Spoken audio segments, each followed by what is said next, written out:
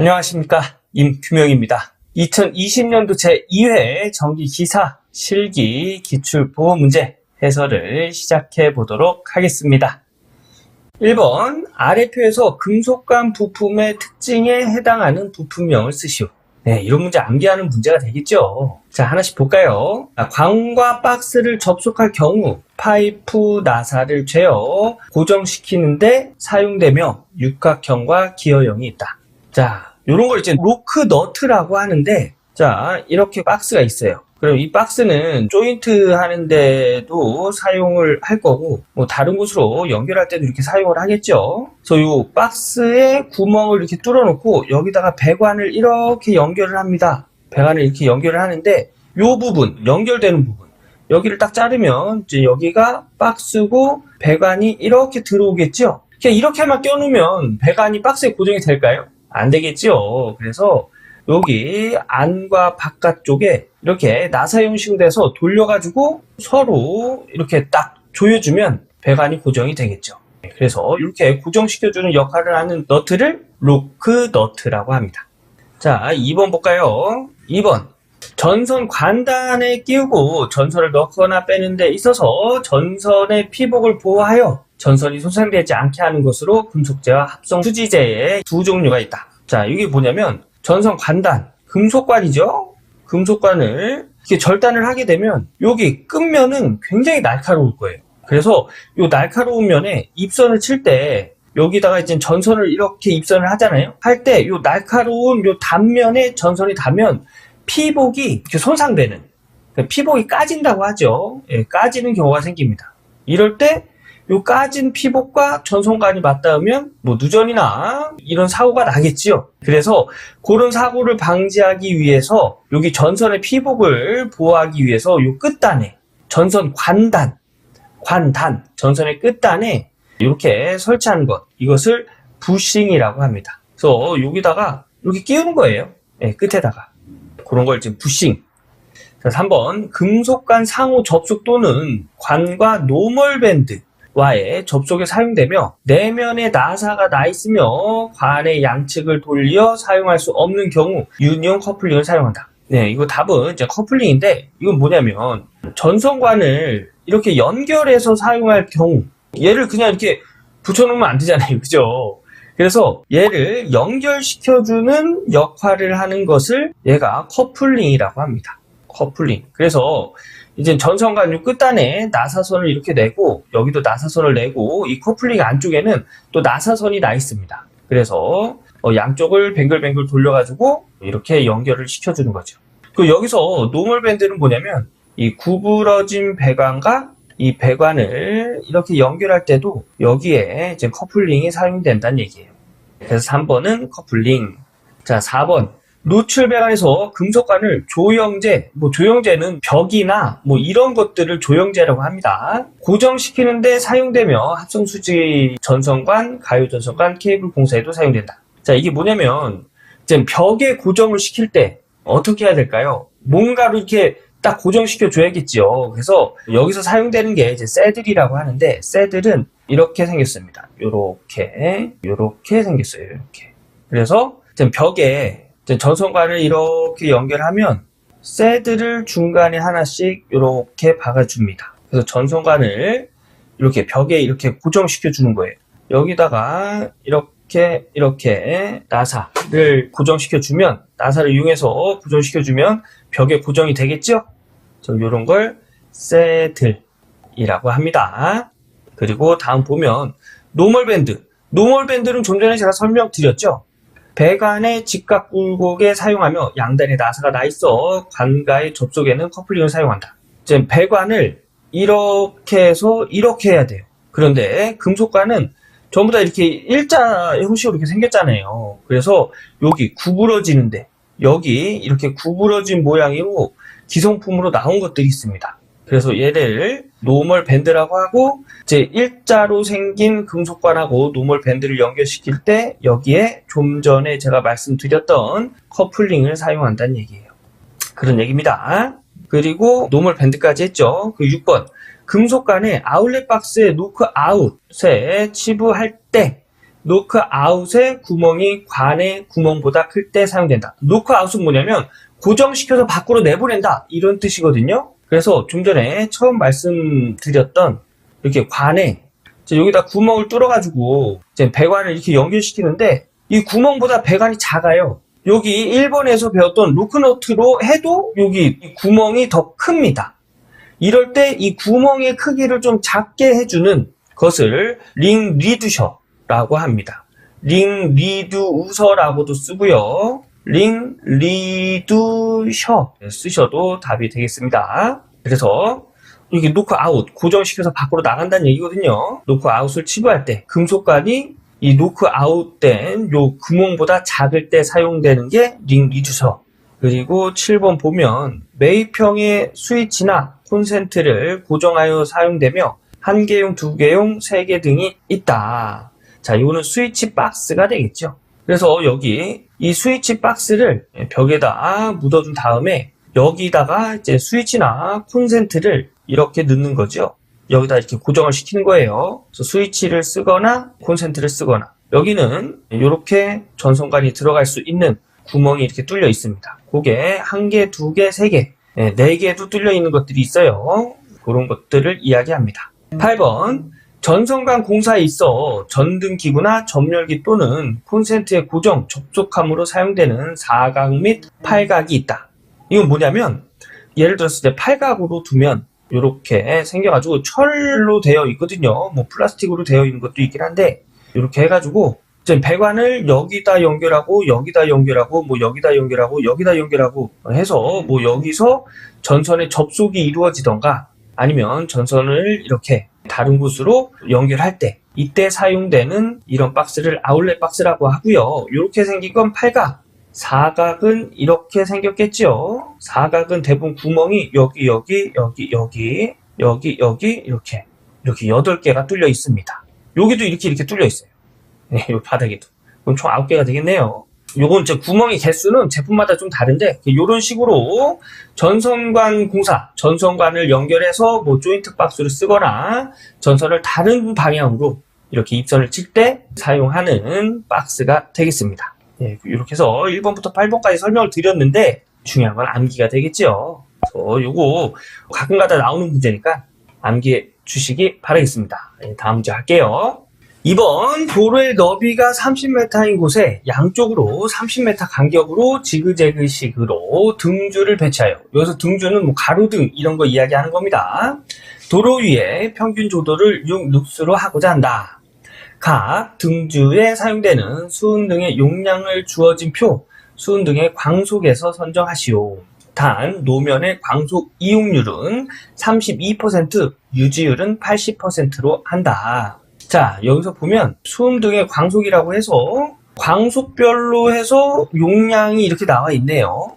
예, 그래서 이 문제는 여기서 문제에서 이야기하는 단서를 가지고 광속을 구한 다음에 이것을 이용해서 용량을 구해라. 이런 문제가 되겠습니다.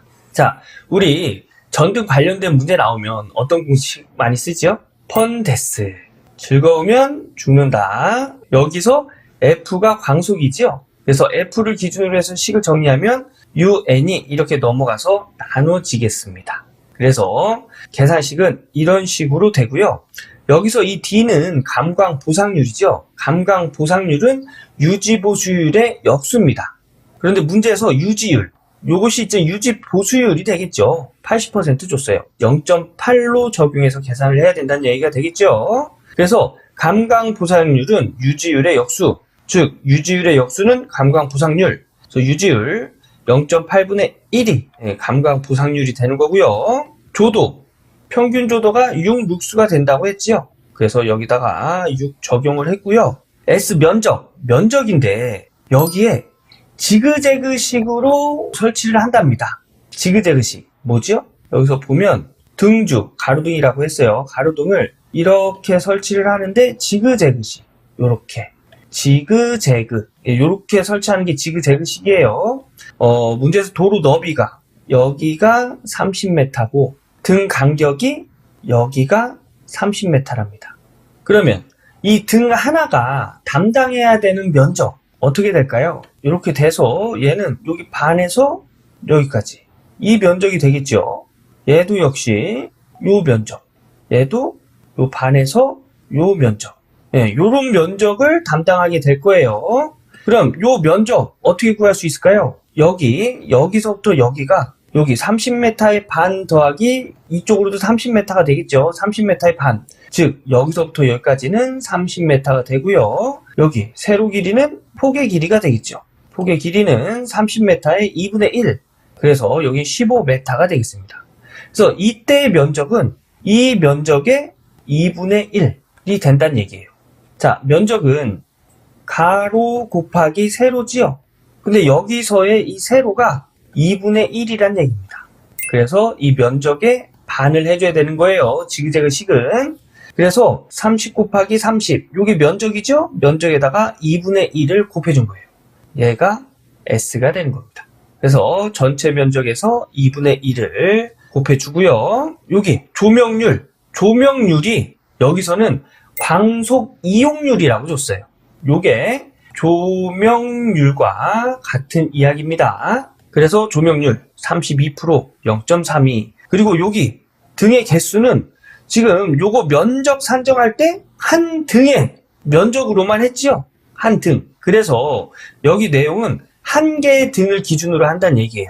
그래서 등의 개수는 한 개 해서 이렇게 계산을 하면 이때의 광속은 1546.88 루멘이 나오는 걸 알 수가 있습니다. 그러면 요게 사이에 껴져 있는 게 여기죠, 여기. 이 범위 안에 광속이 들어가 있습니다. 그래서 요 광속을 보면 이때의 순등의 용량은 300W가 되겠네요. 그래서 답은 표에서 300W 선정하시면 답이 되겠습니다. 3번 수전전압이 6600V 가공전선로의 퍼센트 임피던스가 60.5%이다. 수전점의 삼상 단락전류가 7000A일 때 다음 각 물음에 답하시오. 자, 가로 1번 기준 용량을 계산하여 구하시오. 기준 용량. P는 삼상이기 때문에 루트 3 VI. 네, 여기서 이 I는 이제 전격 전류가 되겠죠. 자, 우선 전압은 문제에서 수전전압 줬어요. 그죠? 그래서 루트 3 곱하기 6600에 요 전류를 주지 않았죠. 그런데 전류를 구하려고 보니까 뭐 다른 단서는 없고요. 단락 전류가 나와 있네요. 그리고 퍼센트 임피던스가 나와 있죠. 그래서 우리 단락 전류 공식 퍼센트 임피던스 분의 100 곱하기 전격 전류. 이렇게 구하는 거죠. 그래서 전격 전류를 기준으로 해서 식을 정리하면 넘어가야죠. 넘어가면 IN은 퍼센트 임피던스 분의 100이 넘어가면 바뀌겠죠. 아래 위가 바뀌어요. 그래서 100분의 퍼센트 임피던스 곱하기 단락 전류가 되겠습니다. 그래서 공식이 이렇게 정리가 된 거예요. 퍼센트 임피던스 문제에서 60.5 줬죠. 그리고 단락 전류 7000 줬습니다. 그래서 이렇게 계산하면 전격 전류는 4235. 그래서 여기다가 4235를 곱해주면 여기서 이렇게 곱해주면 단락 용량이 되는 기준 용량이 되는데 여기 단위 뭐죠? 얘가 볼트고 얘가 암페어죠. 그래서 이 단위는 볼트 암페어입니다. 근데 문제에서 물어보는 게 메가볼트 암페어예요. 메가볼트 암페어. 볼트 암페어에서 메가볼트 암페어 만들어 주려면 10의 마이너스 6승을 곱해줘야죠. 여기서 제가 이렇게 단위 변환하는 거 다시 한번 설명 좀 드리겠습니다.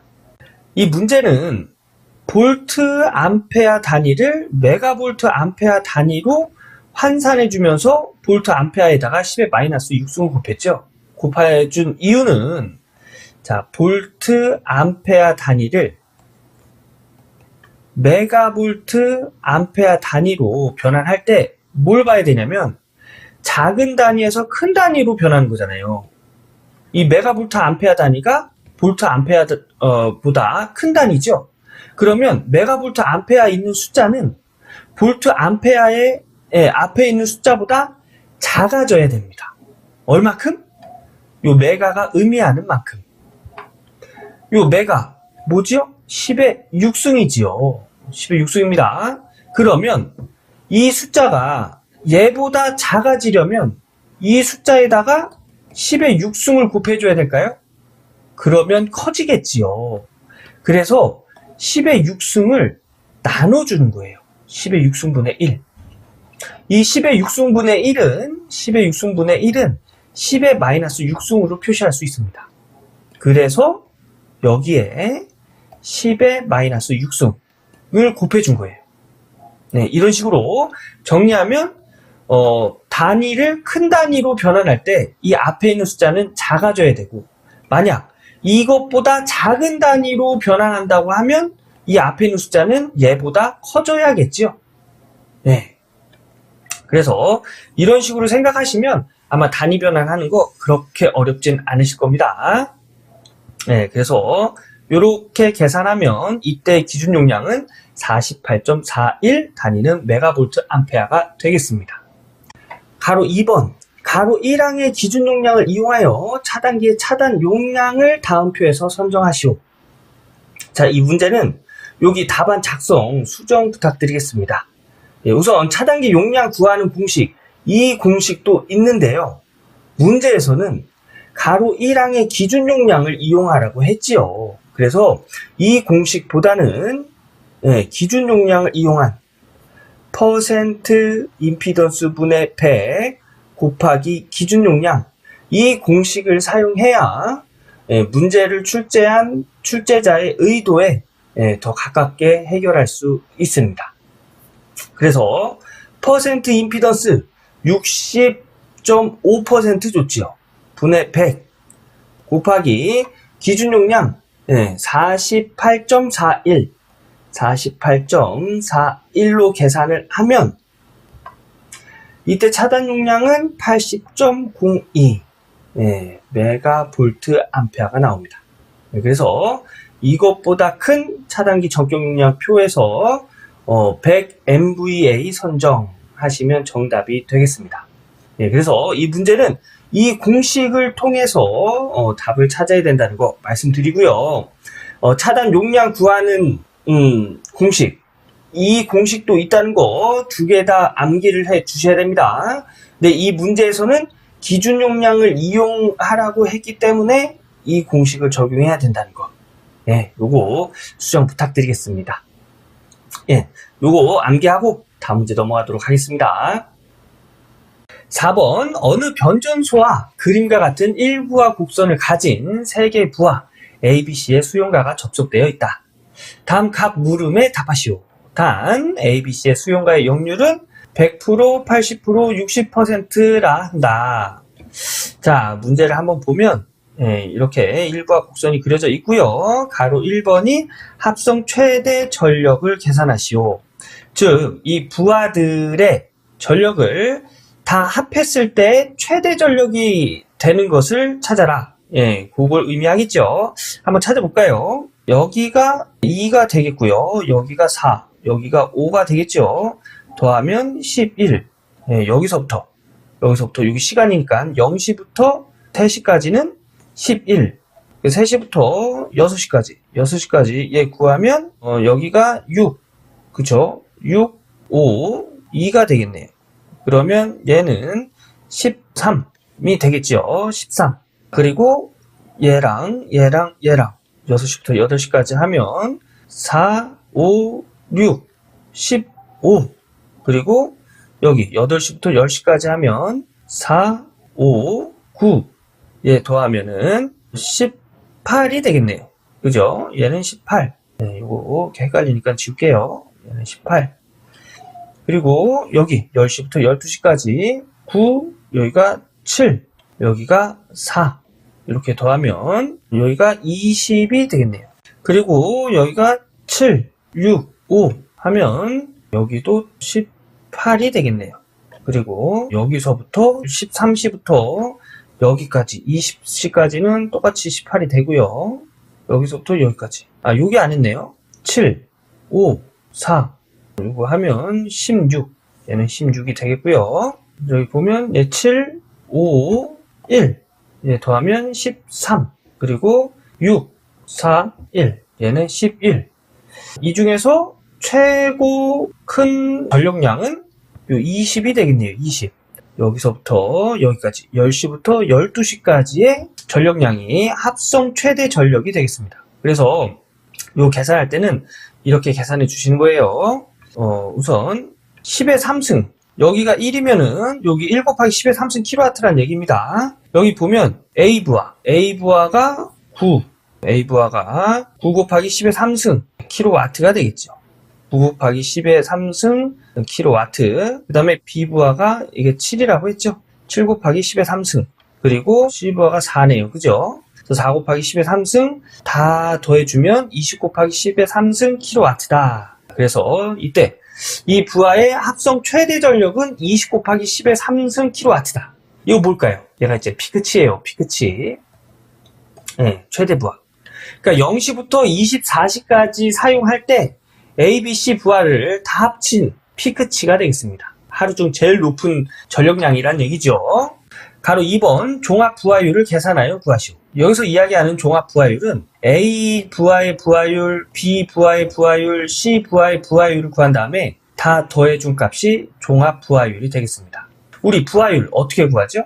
부하율 합성 최대 전력 분의 평균 전력으로 구하죠. 그죠? 그래서 A의 부하율은 합성 최대 전력분의 A 부하의 평균 전력, B는 합성 최대 전력분의 B 부하의 평균 전력, C는 합성 최대 전력분의 C 부하의 평균 전력으로 이렇게 구하겠죠. 합성 최대 평균 전력은 다 같아요. 그래서 세 개를 다 더하면 종합 부하율은 이런 식으로 정리할 수 있습니다. 합성 최대 전력 분의 각 부하의 평균 전력의 합. 그래서 우선 각 부하의 평균 전력부터 좀 구해보면 평균 전력은 24시간 동안 사용한 전력을 24시간으로 나누면 이것이 평균 전력이 되겠죠. 그래서 24시간 동안 사용한 전력, 요게 자 표를 보고 A 부하의 24시간 동안 사용된 전력을 보면 여기 4 곱하기 10의 3승 kW 곱하기 몇 시간? 4시간. 그죠?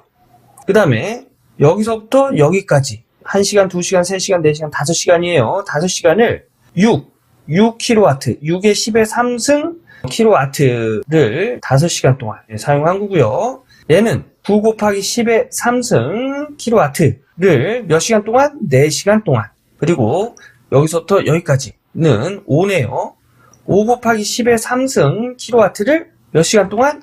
1시간, 2시간, 3시간, 4시간, 5, 6, 7, 8, 9, 10시간. 10시간이네요. 여기는 4 곱하기 10의 3승 kW를 2시간. 그래서 얘네들을 다 합친 것이 24시간 동안 사용된 부하라고 보시면 되겠죠. 그래서 여기 24시간 동안 사용된 전력 이렇게 하고요. 10의 3승은 그냥 묶어서 그냥 한 번에 계산을 해 준 거고요. 여기서 평균 전력은 여기 24시간 동안 사용된 전력에 24를 나눈다고 했죠. 이 24는 24시간이에요. 그래서 A 수용가의 평균 전력은 5.67 곱하기 10의 3승 kW다. 이렇게 보는 거고요. B 수용가 한번 해볼까요? B 수용가는 이렇게 되네요. 이렇게. B 수용가고 얘는 여기 5 곱하기 10의 3승은 이따 한 번에 묶어줄게요. 그래서 5 곱하기 10의 3승 kW를 몇 시간? 1시간, 2시간, 3시간, 4시간, 5시간, 6시간, 7시간, 8시간, 9시간, 10시간. 5 곱하기 10. 여기는 7 곱하기 10의 3승 kW를 1시간, 2시간, 3시간, 4시간, 5시간, 6시간, 7시간, 8시간, 9시간, 10시간, 11시간, 12시간, 12시간. 여기는 6 곱하기 10의 3승 kW를 2시간 해서 다 더해준 다음에 통째로 곱하기 10의 3승을 해주면 B 부하를 24시간 동안 사용한 전력량이 되겠죠. 그래서 5 곱하기 10 플러스 7 곱하기 12 플러스 6 곱하기 2 해서 24시간으로 나눠준 겁니다. 네, 마지막에 10의 3승을 한 번에 곱해준 거예요. 이렇게 해서 B 수용가는 6.08 곱하기 10의 3승. C 수용가 한번 볼까요? 자, C 수용가 보면 C 수용가는 여기가 되겠네요. 이렇게. 여기는 2 곱하기 10의 3승 kW 곱하기 1시간, 2시간, 3시간, 4시간, 5시간, 6시간. 그죠? 6시간. 그리고 여기는 4 곱하기 10의 3승, 1시간, 2시간, 3시간, 4시간, 5시간, 6시간, 7시간. 7시간. 여기는 5 곱하기 10의 3승, 1시간, 2시간, 3시간, 4시간, 5시간, 6시간, 7시간. 7시간. 여기는 1 곱하기 10의 3승. 몇 시간? 1시간, 2시간, 3시간, 4시간. 4시간에 다 더해주고 여기다가 여기 10의 3승을 곱해주면 C부하가 하루 동안 사용한 전력량이 되는 거겠죠? 그래서 이런 식으로 이렇게 하루 동안 사용한 전력량 나누기 24시간 곱하기 10의 3승을 한 번에 곱해준 거예요. 이렇게 하면 C 수용가의 하루 평균 전력은 이런 값이 나옵니다. 그래서 이제 요것 가지고 종합 부하율을 구하면 5.67 더하기 6.08 더하기 3.58에다가 요거 10의 3승은 공통으로 들어가 있으니까 한 번에 묶어서 곱해준 거예요. 곱해주고 나누기 합성 최대 전력. 가로 1번에서 풀었죠? 합성 최대 전력 최고 피크치 20 곱하기 10의 3승 곱하기 100 해주면 이때의 부하율은 76.65%다 라는 걸 알 수가 있습니다. 요 문제도 스스로 한번 꼭 풀어보셔야 됩니다. 자, 다음 문제 갈게요. 가로 3번 부등률을 계산하여 구하시오. 부등률 구하는 공식 알아야겠죠. 부등률은 합성 최대 전력 분의 각 부하의 최대 전력의 합. 이 값은 항상 1보다 크거나 같습니다. 1보다 작은 값이 나오면 잘못 계산한 거예요. 자, 보면은 합성 최대 전력 가로 1번에서 구한 값이고요. 각 부하의 최대 전력. 각 부하의 최대 전력은 여기 가로 2번을 보시면 알 수가 있어요. 요 앞에 있는 값이 부하 전력의 값이죠. 여기서 최고로 큰 값 9죠. 9. 그래서 A 부하의 최대 전력은 9 곱하기 10의 3승 kW가 되고요. B 수용가 여기서 제일 큰 숫자 뭐죠? 7이죠. 그래서 B 수용가의 최대 전력은 7 곱하기 10의 3승. C 수용가 보면 6이 제일 크네요. 그죠? 그래서 C 수용가의 최대 전력은 6 곱하기 10의 3승. 그래서 각 부하의 최대 전력의 합. A 부하의 최대 전력 9 곱하기 10의 3승, B 부하의 최대 전력 7 곱하기 10의 3승, C 부하의 최대 전력 6 곱하기 10의 3승을 합 다 더해준 다음에 합성 최대 전력으로 나누면 이때 부등률은 1.1이라는 걸 알 수가 있습니다. 이렇게 구하는 거예요. 그래서 부등률 공식, 부하율 공식, 그 다음에 합성 최대 전력 찾는 방법 꼭 아셔야 됩니다. 다음 문제 가겠습니다. 가로 4번 최대 부하 시 종합 역률을 구하시오. 문제에서 A 부하, B 부하, C 부하의 역률이 달랐어요. 그죠? A 부하는 역률이 100%, B 부하는 80%, C 부하는 60%였습니다. 이것을 다 합친 종합 역률을 구해라. 이런 문제인데요. 요거 역률이 서로 다른 부하를 합성시켜서 종합 역률을 구하는 방법 알려드릴게요. 우선 각 부하마다 그 코사인 세타 역률을 이용해서 삼각형으로 표현을 합니다. 자, A 부하부터 해볼게요. A 부하는 역률이 100%, 코사인 세타가 1이란 얘기예요. 코사인 세타가 1이란 얘기는 그냥 밑면만 이렇게 존재한다는 얘기입니다. 그죠? 그리고 이 사이각, 이 각도가 0도란 얘기예요. 코사인 세타는. 그래서 A 부하는 이렇게 밑면만 존재를 하고요. B 부하는 코사인 세타가 0.8이죠? 0.8. 이 0.8을 가지고 요 각도, 사이각, 그냥 이렇게 그려지겠네요. 그죠? 요 사이각을 구하면 여기 코사인을 넘깁니다. 그러면 이때 각도, 이 각도는 아크 코사인 0.8. 요거 공학용 계산기에다 두면 36.87도 나와요. 36.87도의 각을 가진 직각삼각형이 되는 거예요. 그죠? 그리고 C부하. C부하를 그리면 C부하는 코사인 세타가 역률이 0.6, 60%라고 했죠. 그래서 얘도 똑같이 요 세타, 요 사이각을 구하면 아크 코사인 0.6 하면 얘가 53.13도가 나옵니다. 그래서 얘를 이제 합성을 하면 돼요. 어떻게 하냐? A 부하를 여기다가 이렇게 그리고요. B 부하를 요 A 부하 끝나는 점에서 이렇게 그립니다. 여기가 B 부하예요. 여기가 A 부하고. 그 다음에 C 부하를 여기 B 부하 여기 위에 요 끝나는 점에 C 부하를 또 이렇게 달아요. 좀 각도가 이거보다 좀 큰 각도. B 부하를 이렇게 끝나는 점에서 이렇게 달고 C 부하를 이렇게 답니다. 그러면 요 끝나는 점을 기준으로 해서 삼각형을 만들어 보면 이때 삼각형은 이런 삼각형이 만들어질 거예요. 이런 삼각형. 그죠?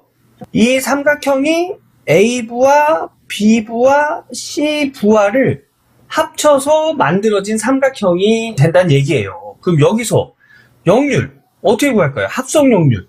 요거 빗변, 요 빗변분의 여기 밑변으로 이렇게 구하면 되겠죠.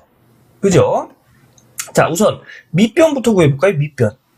밑변을 구하면 A부하의 밑변만 존재한다고 했죠? 역률이 1이기 때문에. 그러면 A부하의 요 밑변은 킬로와트, 유효전력이에요. A부하의 유효전력은 9 곱하기 10의 3승. 그래서 9. B부하의 밑변 킬로와트 몇이죠? 7 곱하기 10의 3승. 그 다음에 여기 C부하, 요 길이가 요 길이잖아요. 그죠? C부하 요 길이 4 곱하기 10의 3승. 이렇게 되는 거예요. 그래서 밑변은 9, 7, 4를 더한 20kW가 되겠네요. 그죠? 요게 아까 전에 최대 피크치, 최대 합성 전력이라고 했죠. 우선 이 빗변을 알아야 되니까 빗변을 알기 위해선 요 높이를 알아야겠죠. 높이. 요 높이는 요 B부하의 무효전력값, C부하의 무효전력값을 더해주면 됩니다. 자, B부하 무효전력값 어떻게 구할까요? 우리 삼각형에서 탄젠트 세타는 밑변분의 높이지요. 밑변분의 높이입니다. 그러면 이 높이를 구하기 위해서는 밑변 넘어가서 곱해줘야지요. 그래서 이 B부하의 탄젠트 세타에서 요 밑변은 유효전력이에요. 그래서 요 B부하의 무효전력, 이 높이를 구하기 위해서는 밑변 넘어가서 곱해줘야 된다고 했어요. 그래서 B부하의 유효전력 곱하기 탄젠트 세타가 되는 겁니다. 근데 세타, B부하의 세타, 우리 여기 36.87도라는 거 구했잖아요. 그래서 여기 B부하의 유효전력 7 곱하기 10의 3승 곱하기 탄젠트 36.87 하면은 요 높이는 5.25 곱하기 10의 3승 킬로바가 되는 걸 알 수가 있는 거예요. 자, C부하도 똑같이 탄젠트 세타를 이용해서 다시 한번 설명드리면 탄젠트 세타는 밑변분의 높이, 우리가 구하는 게 이 높이잖아요. 그죠? 그럼 밑변이 넘어갑니다. 그러면 밑변 곱하기 탄젠트 세타가 높이가 돼요. 우리 밑변을 유효전력이라고 하죠. 유효전력, 탄젠트 세타는 높이, 무효전력이 됩니다. 자, 그래서 유효전력, C부하의 유효전력 곱하기 탄젠트 세타. C부하의 최대 유효전력은 4 곱하기 10의 3승이죠? 곱하기 탄젠트, C부하의 각도, 여기 세타 53.13도라는 거 좀 전에 구했죠. 그래서 탄젠트 53.13 하면은 5.33 곱하기 10의 3승, 여기가 5.33 곱하기 10의 3승이 되는 거예요. 예. 그래서 요 노란색 삼각형의 전체 여기 높이는 2개를 더하면 되겠죠. 그래서 이렇게 2개를 더하면 10.58 요 전체의 무효전력이 되는 거예요. 그러면 여기 빗변 어떻게 구할까요? 피타고라스 정리에 의해서 여기 20의 제곱 플러스 10.58의 제곱에 루트 씌우면 빗변 구하죠? 코사인 세타. 우리가 구하는 게 종합 역률이잖아요. 역률은 요 빗변분의 밑변입니다. 요 빗변 좀 전에 어떻게 구한다고요? 여기 밑변 유효전력의 제곱 플러스 높이 유효전력의 제곱에 루트를 씌워서 구한다고 했죠. 피타고라스 정리에 의해서. 그래서 분모는 20 곱하기 10의 3승의 제곱 플러스 10.58 곱하기 10의 3승의 제곱에 루트를 씌워서 요 빗변을 구한 거예요. 이 빗변. 그래서 빗변 분의 유효전력 20 곱하기 10의 3승. 여기가 20 곱하기 10의 3승 킬로와트가 되겠죠. 예. 3승 곱하기 100 하면은 이때 역률은 88.39라는 걸 알 수가 있습니다. 예. 이 문제의 포인트는 뭐죠? 삼각형. 이 A, B, C의 각각의 부하를 역률을 이용해서 우선 삼각형으로 다 그려놓고 이 삼각형을 이렇게 제가 말씀드린 대로 다 합성시켜 놓은 다음에 요 꼭지점 연결해서 합성된 삼각형을 그려 놓은 다음에 이제 거기서 역률을 구하는 방법으로 하셔야 된다는 거. 요게 포인트입니다. 자, 삼각형을 이용해서 제가 이렇게 코사인 세타, 탄젠 세타 이렇게 구하는 거 참고로 해놨으니까 요거 보셔가면서 직접 한번 풀어 보셔야 돼요. 자, 다음 문제 가겠습니다. 가로 5번 A 수용가에 대한 각 물음에 답하시오. 5번에 동그라미 1번은 첨두부하는 몇 킬로와트인지 구하시오. 여기서 얘기하는 첨두, 이거는 어떤 뜻이냐면 첨이 뾰족할 첨 이런 뜻이거든요. 그러니까 뾰족한 머리에 부하는, 즉 A 수용가의 최대 전력을 물어보는 겁니다. 우리 A 수용가 최대 전력 9 곱하기 10의 3승 킬로와트라는 거 계속 이야기해 온 거죠. 그래서 이때 첨두부하는 9 곱하기 10의 3승. 동그라미 2번 첨두부하가 지속되는 시간은 몇 시부터 몇 시까지인지 구하시오. 그러니까 최대 부하가 지속되는 시간. 좀 전에 그래프 한번 볼까요?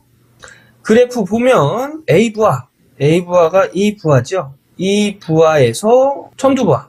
요거예요, 요거. 최대치. 얘가 지속되는 시간은 8시부터 12시까지네요. 그럼 답은 8시부터 12시까지. 예. 이렇게 해서 8시부터 12시까지예요. 그리고 동그라미 3번. 하루 공급된 전력량은 몇 메가와트 아워인지 구하시오. 자, 우리 좀 전에 평균 전력 구할 때 A부하의 총 24시간 동안 사용된 전력 구했지요. 여기 가로 2번에서 여기 평균 전력 구할 때 이렇게 구한 전력이 하루 동안 공급된 전력이 되겠습니다. 요거 다 더하면 136 여기까지 이렇게 더한 거예요. 곱하기 10의 3승.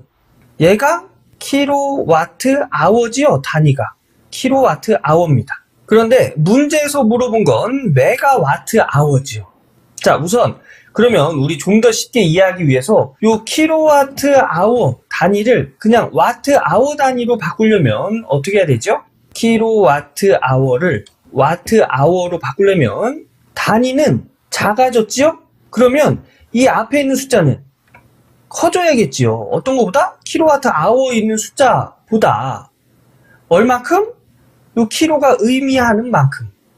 킬로 뭐지요? 10의 3승. 이 숫자가 커지려면 10의 3승을 곱해줘야겠지요. 10의 3승. 자, 그러면 여기다가 136 곱하기 10의 3승에다가 여기까지가 킬로와트예요. 킬로와트 아워입니다. 여기다가 10의 3승을 곱해주면 얘는 와트 아워. 자, 얘를 이젠 메가와트 아워로 바꿔봅시다. 자, 단위가 와트 아워보다 메가와트 아워로 커졌지요. 커지면 이 앞에 있는 숫자는 작아져야겠죠. 얼마큼? 이 메가가 의미하는 것만큼. 메가 10의 6승이에요. 근데 여기다가 10의 6승을 곱해줘야 작아질까요? 아니지요. 10의 6승을 나눠줘야 됩니다. 10의 6승분의 1. 10의 6승분의 1 어떻게 바꿔줄 수 있다고 했죠? 10의 마이너스 6승으로 바꿔줄 수 있다고 했죠. 자, 보면은 여기까지의 단위가 킬로와트 아워고 여기가 와트 아워예요. 요거 두 개를 계산해 주면은 10의 마이너스 3승만 남지요. 요 두 개를. 그래서 136 곱하기 10의 3승 킬로와트 아워에다가 10의 마이너스 3승을 곱해주면 전체 단위는 메가와트 아워가 된다 하는 것을 요렇게 해설로 요렇게 단위 변환을 해준 거예요. 써서. 네. 그래서 여기까지가 킬로와트 아워 요 단위에다가 10의 마이너스 3승을 곱해줘서 메가와트 아워 단위로 만들어 준 겁니다. 요거 단위 변환하는 거 좀 어려워하시는 분들 많으셔서 제가 이렇게 좀 자세히 설명을 드렸는데요. 기본은 이거예요. 작은 단위에서, 예를 들어서 와트 아워 단위에서 킬로와트 아워 단위로 환산을 해준다 하면 단위가 커졌기 때문에 앞에 있는 숫자는 작아져야 돼요. 얼마큼? 킬로가 의미하는 만큼. 작아져야 되기 때문에 여기다가 10의 마이너스 3승을 곱해줘야 된다는 거. 그리고 큰 단위에서 작은 단위로 이렇게 넘어올 때는 이 단위가 작아졌기 때문에 앞에 있는 숫자는 커져야 된다는 거. 얼마큼? 요 킬로가 의미하는 것만큼. 그래서 10의 3승을 곱해줘서 계산을 해준다는 거. 요렇게 이해하시면 단위 변환하는데 그렇게 어렵지 않으실 거예요. 이 문제도 직접 한번 풀어보셔야 됩니다. 5번 3.7kW와 7.5kW의 직입기동 3상 농형 유도전동기 및 22kW의 3상 권선형 유도전동기 등 세대를 그림과 같이 접속하였을 때 다음과 물음에 답하시오. 자, 그림을 보니까 여기 3.7kW, 7.5kW, 22kW 유도 전동기를 이렇게 연결이 되어 있고요. 그리고 단 공사 방법 B1으로 XLP 전원 전선을 사용하였으며 전격 전압 200V이고 간선 및 분기 회로에 사용되는 전선 도체의 재질 및 종류는 같다. 자, 문제를 한번 볼까요? 가로 1번 간선에 사용되는 과전류 차단기와 개폐기 1의 최소 용량은 몇 암페어인지 구하시오. 우선 1번이 어디 있는지 한번 찾아볼까요? 네, 1번은 여기 있네요. 여기에 과전류 차단기와 개폐기의 용량. 그러면 과전류 차단기와 개폐기의 용량을 찾아볼 수 있는 자료를 보면 표 1에 있네요. 표 1에 보면 여기 과전류 차단기 있고 개폐기 용량 있어요.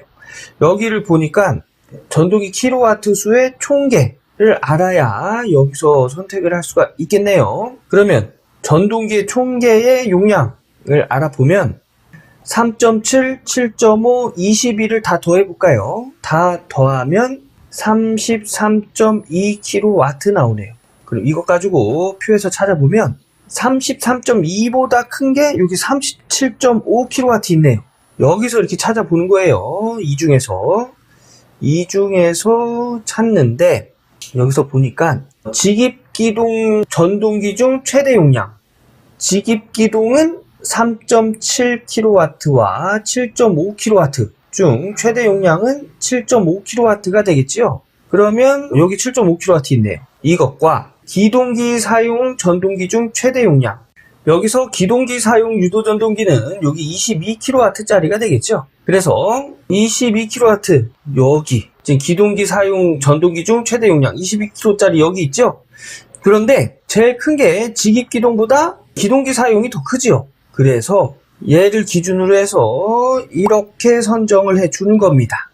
그래서 과전류 차단기는 150, 개폐기 용량은 200A로 선정이 되는 거예요. 그래서 답을 쓰실 때는 선정 과정은 전동기 킬로와트 수의 총계 3.7 더하기 7.5 더하기 22는 33.2kW 해서 37.5kW와 기동기 사용 전동기 중 최대 용량 22kW를 적용해서 과전류 차단기 용량 150A, 개폐기 용량 200A 선정. 이렇게 적어주시면 정답이 되겠습니다. 자, 다음 문제 풀게요. 가로 2번 간선의 최소 굵기는 몇 밀리미터 제곱인지 구하시오. 이것도 표를 보고 찾을 수 있겠죠. 자, 이 표를 보고 이제 배선 종류에 의한 간선의 최소 굵기 여기서 찾을 수 있는 겁니다. 문제에서 공사 방법이 B1이고 XLP2 절연 전선을 사용한다고 했죠. 그래서 전동기 총계 37.5에서 얘를 적용을 하면 이때 전선의 굵기는 50mm 제곱이 되겠습니다. 그래서 답은 전동기 킬로와트 수의 총계 37.5kW 이하를 적용하고 B1 XLP 절연 전선을 적용하여 간선의 최소 굵기 50mm 제곱을 선정. 이렇게 적어주시면 정답이 되겠습니다. 6번 각 단상 유도전동기 역회전 방법을 보기에서 찾아 그 기호를 가로 안에 넣으시오. 자, 단답형이죠? 암기하고 가는 문제가 되겠습니다. 역회전이 불가능한 거는 쉐이딩 코일형. 네, 얘가 기억이 되고요. 두 개의 브러쉬 위치를 반대로 해서 역회전하는 건 반발 기동형. 얘가 니은이 되고요. 전원에 대하여 주 건선이나 기동 건선 중 어느 한 건선만 접속을 반대로 하여 역회전을 하는 방법은 분산 기동형이 되겠습니다. 암기하는 문제가 되겠죠? 암기하고 다음 문제 넘어가도록 하겠습니다. 7번 최대 전류가 흐를 때 손실 전력이 100kW인 배전선이 있다. 이 배전선의 부하율이 60%인 경우 손실 계수를 이용하여 평균 손실 전력은 몇 kW인지 계산하여 구하시오. 단 손실 계수를 구하는 데 사용되는 알파는 0.2이다. 이 문제 평균 손실 전력을 구하는 문제죠. 평균 손실 전력을 구하는 공식은 손실계수 곱하기 최대 손실 전력. 이 최대 손실 전력은 최대 전류가 흐를 때의 손실 전력이 되겠죠. 근데 여기서 최대 전류가 흐를 때 손실 전력은 100kW라고 줬는데 손실 계수는 주지 않았죠. 그래서 여기 손실 계수를 구하는 데 사용되는 알파를 이용해서 이제 구하면 이렇게 구할 수 있습니다. 이 공식이에요. 알파의 부하율을 곱하고요. 1-알파의 부하율의 제곱을 곱합니다. 그래서 이 공식을 이용하면 우선 알파 0.2 곱하기 F가 부하율이죠. 여기서 부하율 60% 줬습니다. 그러면 0.6을 적용해야겠지요. 그래서 0.6 곱하기 1-알파 0.2 곱하기 부하율의 제곱 0.6의 제곱 여기까지가 손실 계수고 여기 최대 손실 전력 100kW 하면 고학용 계산기 놓고 계산하면 이때 평균 손실 전력은 41kW가 되는 걸 알 수가 있습니다. 이 문제를 풀기 위해서는 요 손실 계수 구하는 공식 알고 계셔야겠죠. 요거 직접 한번 풀어보고 다음 문제 넘어가도록 하겠습니다. 8번 다음 그림과 같이 송전계통 S점에서 3상 단락사고가 발생하였다. 주어진 그림과 조건을 이용하여 변압기 T2의 퍼센트 리액턴스 100MVA 기준으로 환산하고 1차, 2차, 3차 각각의 100MVA 기준 퍼센트 리액턴스를 계산하시오. 우선 첫 번째는 요거 T2 변압기가 되겠죠. T2의 퍼센트 리액턴스를 100MVA 기준으로 환산을 하랍니다. 그러면 여기 T2 3권선 변압기의 퍼센트 리액턴스 얘를 우선 100MVA 기준으로 환산을 하라는 얘기죠. 환산을 한 후에 여기 1차, 2차, 3차의 퍼센트 리액턴스를 구하란 문제입니다. 이 문제를 풀기 위해선 두 가지 내용을 알아야 되는데요. 첫 번째는 100MVA로 환산하는 방법. 얘네들 용량을 보면 25MVA 여기 25,000kV 하면 25MVA가 되겠죠. 그죠? 그래서 얘네들 기준을 100MVA 기준으로 해서 환산하는 방법 한 가지랑 요거 1차에서 2차, 2차에서 3차, 3차에서 1차를 가지고 1차, 2차, 3차의 퍼센트 리액턴스로 구하는 방법. 요거는 여기 교재에 제가 적어놨습니다. 요거는 기준 용량이 정해졌을 때 그 기준 용량으로 퍼센트 리액턴스를 환산하는 방법. 그리고 1차, 2차, 3차 퍼센트 리액턴스를 구하는 방법. 요거 적어놨는데 우선 일단은 요거부터 구해볼까요? 요거. 자, 변압기 T2를 100MVA로 환산할 때는 이렇게 합니다. 공식이 뭐였죠? 자기 용량 분의 기준 용량 곱하기 자기 퍼센트 리액턴스입니다. 그럼 1차에서 2차 자기 용량 한번 볼까요? 여기 25kVA. 예, 기준 용량은 뭐죠? 10MVA죠. 그래서 25kVA를 메가볼트암페어 단위로 환산해주면 25MVA가 되겠죠. 그리고 이때에 1에서 2차의 퍼센트 리액턴스는 12, 2차에서 3차는 자기 용량이 25, 퍼센트 리액턴스는 15, 그 다음에 3차에서 1차는 자기 용량이 10MVA, 퍼센트 리액턴스는 10.8. 요거 가지고 구하는 거예요. 자, 그래서 요거 가지고 구해보면 1차에서 2차는 자기 용량이 25MVA, 기준 용량이 100 곱하기 자기 퍼센트 리액턴스 12%.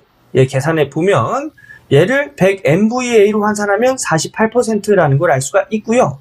2에서 3차는 자기 용량 25, 기준 용량 100MVA, 자기 퍼센트 리액턴스 15% 하면 60%.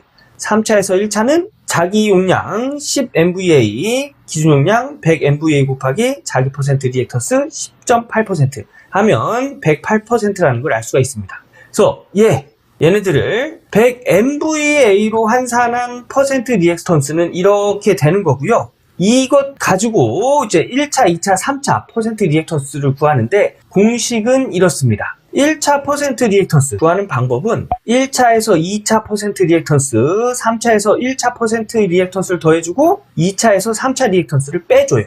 그 다음에 이 값을 2로 나눠줍니다. 그러면 1차 퍼센트 리액턴스가 구해지는 거예요. 이거 공식 어떻게 암기하시냐면 여기 1차를 구할 때는 1차가 들어가 있는 것은 더해주고 1차가 없는 것은 빼줍니다. 그리고 2를 나눠줘요. 2차도 마찬가지로 2차가 들어가 있는 것들은 더해주고 2차가 없는 건 빼줘요. 그리고 나눠줍니다. 2로. 3차도 마찬가지예요. 3차가 들어가 있는 건 더해주고 3차가 없는 건 빼줍니다. 그리고 2로 나눠주면 3차 퍼센트 리액턴스를 구할 수가 있는 거예요. 자, 이거 가지고 한번 구해보도록 하겠습니다.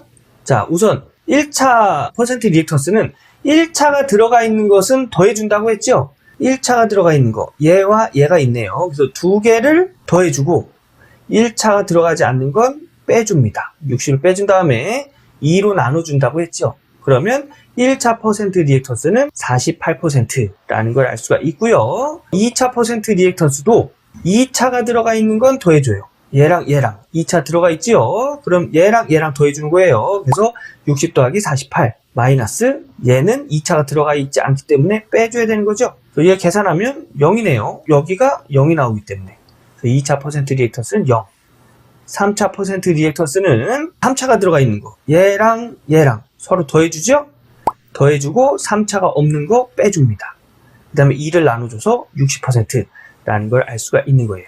그래서 1차, 2차를 100MVA로 환산한 퍼센트 리액턴스 48%, 2차에서 3차를 100MVA로 환산하면 60%, 3차에서 1차를 100MVA로 환산하면 108%, 그리고 이것을 이용해서 구한 1차, 2차, 3차 퍼센트 리액턴스는 48, 0, 60%다. 이렇게 적어주시면 정답이 되겠습니다.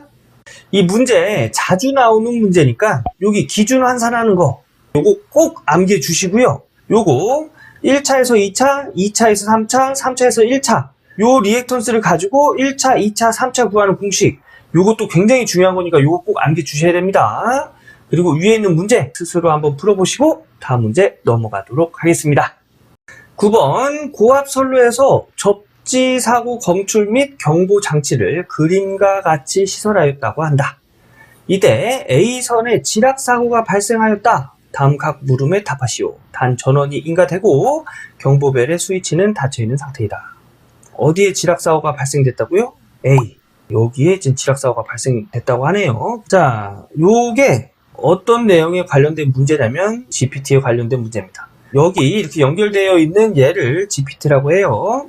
보면 가로 1번 1차 측 A선의 대지전압이 0V인 경우 B선과 C선의 대지전압을 각각 구하시오. 자, 보면은 여기 선간전압이 6.6kV네요. 그죠?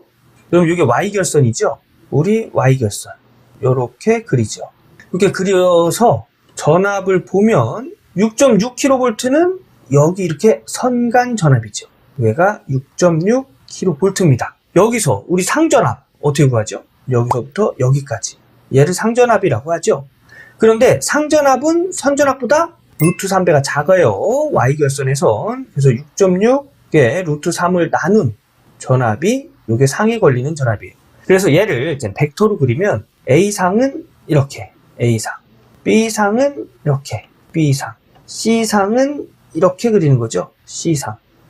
자, 여기서 A상이 대지전압. 그 1차 측 여기가 이제 지락됐기 때문에 A선의 대지전압이 0V래요. 여기가 6.6 나누기 루트 3 kV였는데 여기 kV였는데 얘가 이제 지락돼서 땅이랑 연결됐다는 얘기죠. 지락됐다는 얘기는. 그래서 얘 전압이 0V가 됐답니다. 0V가 됐다는 얘기는 여기가 0V거든요. 0V에서 여기까지가 루트 3분의 6.6이라는 얘기예요. 근데 이 0V가 이쪽으로 이렇게 옮겨갔다는 얘기예요. 0V가. 그러면 얘는 0V가 되고요. B상. 얘도 역시 루트 3분의 6.6kV가 되겠죠. 예, C상도. 여기 B상이라고 하고 여기 C상이라고 할게요. 그러면 얘도 루트 3분의 6.6. C상도 루트 3분의 6.6인데 이 전위가 이쪽으로 옮겨가면서 영전위가 이 C상의 크기는 이제 여기서부터 이렇게 되는 거예요. B상의 크기도 마찬가지로 여기서부터 이렇게 되는 겁니다. 자, 그러면 요 크기가 A상이 0V일 때 B상과 C상의 전압의 크기가 되겠지요. 요거 어떻게 구할까요? 여기 A상과 B상의 각도는 120도 위상차를 두고 이렇게 그리는 거죠. 그러면 이거의 반입니다. 이거의 반. 이거 반을 딱 잘라요. 그러면 이 길이와 이 길이는 같겠죠. 그리고 여기는 60도가 될 거고요. 여기는 90도. 이 세 각을 더해서 180도가 돼야 되기 때문에 여기는 30도가 될 거예요. 여기도 역시 30도가 되겠죠. 그럼 요 삼각형만 하나 뚝 껴가지고 와볼게요. 자, 요 삼각형을 뚝 껴가지고 오면 여기다 그릴까요? 이런 삼각형이 되겠죠. 그러면 얘가 30도고 얘가 60도, 얘가 90도가 되고요. 이 길이 루트 3분의 6.6이 됩니다. 우리 요거 구하는 거잖아요. 요걸 구해서 곱하기 2 하면은 여기 0전위에서 B지점까지 길이를 알 수가 있는 거죠. 요거 구해볼게요. 자, 우선 여기서 코사인 세타. 코사인 세타는 여기가 30도죠. 그러면 코사인 세타는 코사인 30도가 되고요. 그리고 코사인 30도는 2분의 루트 3입니다. 예, 요거는 기본적으로 알고 계셔야 돼요. 얘가 빗변분의 밑변. 우리 밑변을 x로 덮을까요? 그러면 루트 3분의 6.6 분의 x가 되겠죠. 여기서 우리 구하는 거 x잖아요. 그죠? 그래서 얘를 넘겨줘서 곱해주면 x는 루트 3분의 6.6 곱하기 2분의 루트 3이 x가 됩니다. 그래서 얘랑 약분해주면 이때의 x는 2분의 6.6이 되겠네요. 그럼 여기의 길이가 2분의 6.6입니다. 우리가 구하는 게 여기서부터 여기까지죠. 여기서부터 여기까지는 이거의 2배. 그래서 2분의 6.6 곱하기 2는 6.6kV가 되는 거예요. 이 길이랑 같겠죠? 그래서 C도 6.6kV가 되는 겁니다. 근데 문제에서 대지전압 볼트로 구하라고 했지요. 킬로볼트 단위에서 볼트로 넘어가면 단위가 작아지는 거죠. 그럼 요 앞에 있는 숫자는 커져야 돼요. 어떤 것만큼? 킬로가 의미하는 것만큼. 그래서 6.6, 여기 6.6이잖아요. 그래서 이것에 킬로가 의미하는 거 곱하기 10의 3승을 곱해줘야 커지겠죠. 그래서 B선의 대지전압은 6.6 곱하기 10의 3승, C선의 대지전압도 6.6 곱하기 10의 3승, 단위는 볼트가 되겠습니다. 이렇게 푸는 거예요. 직접 한번 풀어보셔야 됩니다. 자, 다음 문제 볼게요. 가로 2번 2차 측 전구 A의 전압이 0V인 경우 B 및 C의 전구의 전압과 전압계 V의 지시 전압, 경보벨 B에 걸리는 전압은 각각 몇 볼트인지 계산하여 구하시오. 우선은 B 및 C 전구의 전압, 그리고 전압계의 지시 전압, 그 다음에 경보벨에 걸리는 전압, 이 세 가지를 물어봤네요. 그러면 BC의 전구의 전압부터 구해볼까요? BC 전압, 여기네요. 그런데 얘가 0V랍니다. 얘 0V예요. 자, 우선 일단 이때 여기서 이렇게 넘어오는 전압은 PT가 6600대 110이죠. 그런데 여기 한 상에 걸리는 전압이 우리 좀 전에 루트 3분의 6.6kV라고 했죠. 여기서 6600일 때가 110V. 근데 루트 3분의 6.6, 여기는 볼트라고 했으니까 여기도 6600이라고 할게요. 6600일 경우에는 이때 이 2차는 루트 3분의 110이 되겠죠. 그래서 정상적인 경우에는 루트 3분의 110V, 루트 3분의 110V, 루트 3분의 110V가 걸리는데 얘가 또 0V랍니다. 얘가. 자, 이것도 좀 전에 했던 거랑 똑같은 방법으로 구하는 건데 다시 한번 할게요. 처음에 얘가 루트 3분의 110이었어요. 그러면 이때 A, B, C 상을 벡터로 그리면 얘가 A상, 얘가 B상, 얘가 C상이 되겠죠. 네, 이렇게 될 거예요. 근데 얘네들의 전압이 다 루트 3분의 110, 얘도 루트 3분의 110, 얘도 루트 3분의 110이랍니다. 근데 이때 얘가 0V래요. 0V. 그러면 이때도 여기가 0V잖아요. 이 0V가 여기 와서 이렇게 된 거예요. 0V가. 여기 있던 게 이쪽으로 옮겨왔다는 얘기죠. A상이 0V니까. 그럼 이때 벡터는 어떻게 될까요? 0V에서 이렇게 오겠지요. 이렇게 올 겁니다. 그러면 요 B상과 C상 요거 구하라는 얘기잖아요. 좀 전에 거와 똑같이 구하면 됩니다. 다시 한번 해드릴게요. 그러면 여기가 120도였죠. 얘를 반으로 나눕니다. 그러면 얘와 크기가 같고 여기가 90도고 120도를 반으로 나눴으니까 얘는 60도, 얘는 30도가 되겠죠. 여기도 30도고 얘도 60도일 겁니다. 얘를 뚝 껴오면 삼각형은 이렇게 그려지겠죠. 이렇게. 얘를 껴온 거예요, 얘를. 그럼 여기가 30도, 여기가 60도, 여기가 90도. 여기서 여기의 크기는 루트 3분의 110. 얘도 역시 코사인 30도를 구하면 코사인 30도는 2분의 루트 3이라고 했죠. 우리가 구해야 되는 게 이거 밑변이에요, 밑변. 여기 밑변. 요 구한 다음에 곱하기 2 하면 전체 길이가 된다고 했죠. 그래서 요 밑변을 x로 두면 얘는 코사인은 빗변분의 밑변이기 때문에 루트 3분의 110분의 x. 우리 x 구하는 거잖아요. 그래서 얘를 넘겨줘서 곱해주면 x는 루트 3분의 110 곱하기 2분의 루트 3. 그래서 얘랑 이렇게 약분이 돼서 2분의 110이 되는 거예요. 그래서 얘가 2분의 110이 되고요. 우리가 구하는 게 요 0V에서 B까지잖아요. 그래서 여기다가 곱하기 2 하면 얘랑 약분돼서 110이 됩니다. 네, 그래서 한마디로 정리하자면 이렇게 이등병 삼각형이 되겠죠. 이 길이와 이 길이가 같을 때 얘가 120도고 얘가 30도고 얘가 30도면 이 밑변의 길이는 여기에 있는 빗변의 길이 얘를 A라고 두고 B라고 두고 C라고 두면 이때 C의 길이는 A의 루트 3배가 된다. 그죠? 여기서 얘가 루트 3분의 110이었던 게 여기다 루트 3을 곱해서 110이 됐잖아요. 그죠? 그래서 요런 공식 요거 알아두시면 나중에 문제 풀 때 좀 도움이 많이 되실 거예요. 그래서 C는 A 곱하기 루트 3 또는 여기 이제 이등변이니까 얘랑 길이가 같은 거예요. B 곱하기 루트 3. 네, 이런 식으로 계산하시면 금방 알 수가 있겠죠. 그래서 결론은 뭐냐면 A상이 0V일 때 B상과 C상은 110V가 된다. 그럼 B상과 C상 구했어요. 그래서 B상의 전구의 전압은 110V, C상의 전구의 전압은 110V.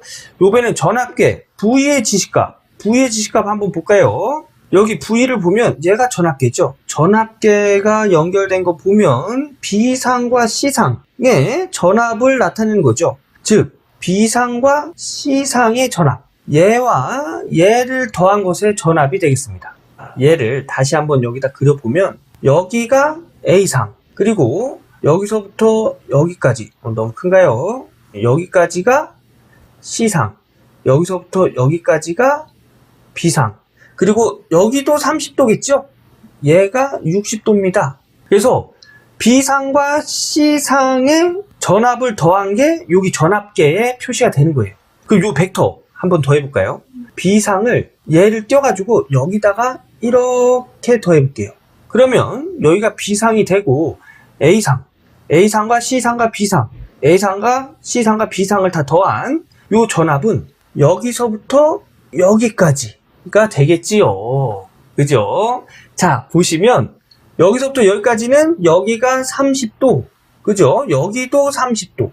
얘네들이 30도면 삼각형의 세 각의 합은 180도가 돼야 되기 때문에 여기는 120도가 되는 거예요. 그리고 여기 C의 길이와 B의 길이가 아까 전에 같았죠? 얘가 이쪽으로 옮겨간 거니까 얘도 길이가 같아요.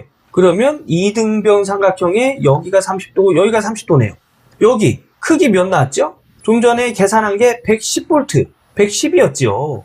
그럼 이때 요 밑변은 제가 좀 전에 계산했던 것과 같이 이렇게 삼각함수에서 코사인을 구하면 110에다가 루트 3이 곱한 크기가 나온다고 했죠.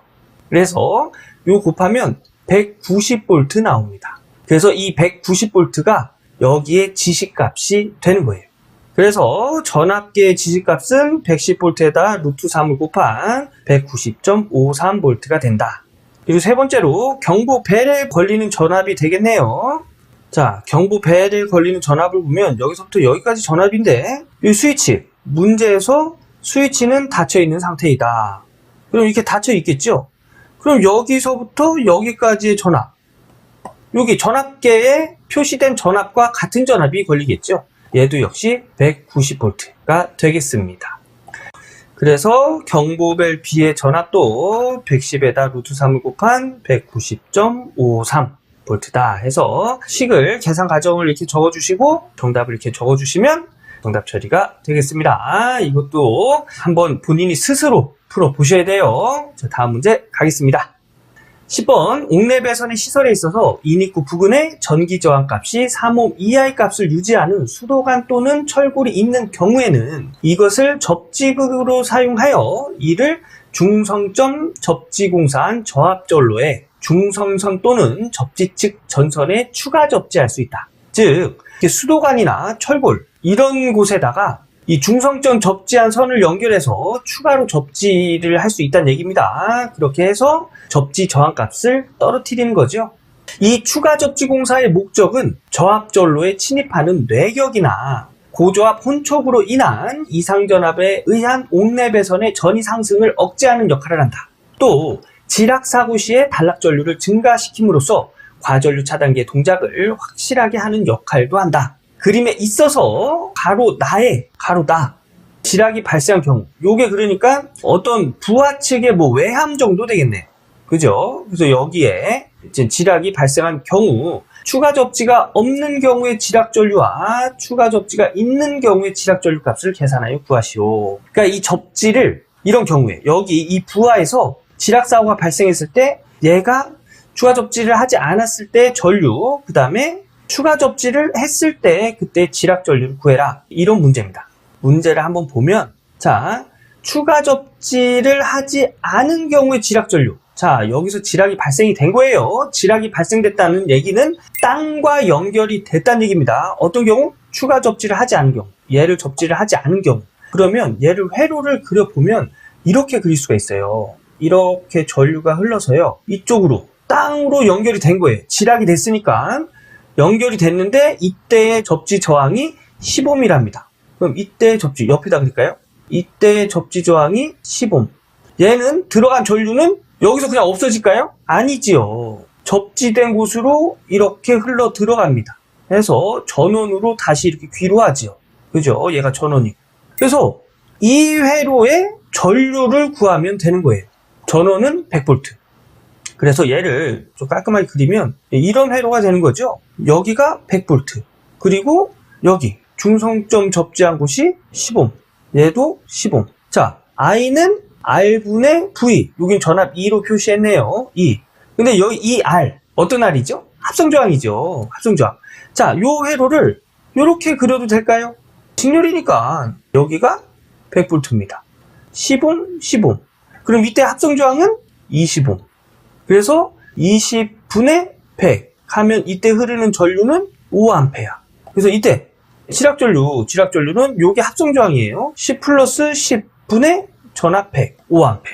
요게 추가 접지를 하지 않은 경우. 이거 어려운 거 아닙니다. 그래서 요렇게 구하시면 되겠습니다. 요거 직접 풀어보셔야 돼요. 회로도 이거 보면서 직접 한번 그려보시면 큰 도움 되실 거예요. 자, 다음 문제 보겠습니다. 바로 2번 추가 접지 공사를 한 경우 지락전류. 자, 추가 접지한 경우. 자, 이번에는 여기 수도관 또는 철골에다 추가 접지를 한 거예요. 그러면 전류는 어떻게 흐를까요? 이렇게 가서 여기 부하에서 이제 지락이 된 거예요. 땅으로 이렇게 흐르고 얘가 이렇게 와서 이 추가 접지한 대로 흘러 들어가고 여기도 접지가 되어 있지요. 이렇게 흘러 들어간다는 얘기예요. 얘가 이렇게 전화번호로 귀로를 하겠죠.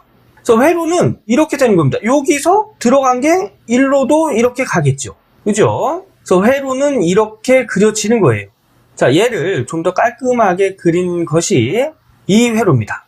얘가 이제 부하에 접지된 접지저항 10옴. 그리고 얘가 추가 접지된 3옴. 얘가 중성점 접지된 10옴. 이렇게 되는 겁니다. 근데 여기서 이제 전류를 구하는데 I는 R분의 V. 근데 여기서 합성저항을 구해라 하면 이렇게 놓고는 이거 어떻게 구하는 거지? 조금 복잡할 수도 있어요. 그런데 얘를 한번 이렇게 그려볼까요? 좀 전에 요거 두 개 있을 때 요렇게 그렸던 것처럼 얘도 한번 그려볼게요. 요런 거 그릴 때 어떻게 그리는 게 좀 쉬우냐면 우선 전화번을 먼저 그려요. 전화번을 그린 다음에 일로 쭉 연결해서 R3에 들어가는구나. 일로 쭉 연결해서 우선 R3에다가 이렇게 그립니다. 그러면 R3가 들어가서 여기서 분기가 되네. 그러면 여기서 분기가 되고 뭐 이쪽으로 들어가는 거를 추가 접지한 거 얘가 3옴, 그리고 1로 들어간 거를 10옴, 여기 3옴에서 분기돼서 들어간 걸 10옴, 그리고 두 개가 합쳐져서 전원으로 들어가는구나, 두 개가 합쳐져서 전원으로 이렇게 들어가는구나. 그럼 여기가 처음에 여기 10옴이었죠. 그럼 이런 회로랑 이런 회로랑 같아지는 거예요. 이 회로에서의 합성저항을 구한 다음에 여기다 넣어주면 됩니다. 이 회로 합성저항 어떻게 구할까요? 우선 요거 두 개 병렬로 되어 있죠. 이 병렬의 합성저항을 먼저 구합니다. 그러면 요 두 개 병렬이니까 합분의 곱 10 플러스 3 합분의 곱 10 곱하기 3, 얘가 지금 병렬로 된 합성저항이죠. 그럼 이 병렬로 된 회로와 얘는 직렬로 되어 있죠. 그럼 여기다가 10을 더해줘요. 그럼 얘가 합성저항이 됩니다. 그래서 이 합성저항 시계에 이렇게 이것과 똑같은 식으로 이렇게 넣어준 거고요. 전압은 여기에 전압 100V가 되겠죠. 그래서 100V 계산하면 여기에 흐르는 전류는 8.13A 라는 걸 알 수가 있는 거예요. 이 8.13A가 추가 접지, 철골이나 수도 간에 접지를 한 경우에 지락전류가 되겠죠. 그래서 8.13A가 된다. 요거 역시 회로도 직접 그려보시고 계산도 직접 해보셔야 공부가 되는 거예요. 꼭 직접 해보셔야 됩니다.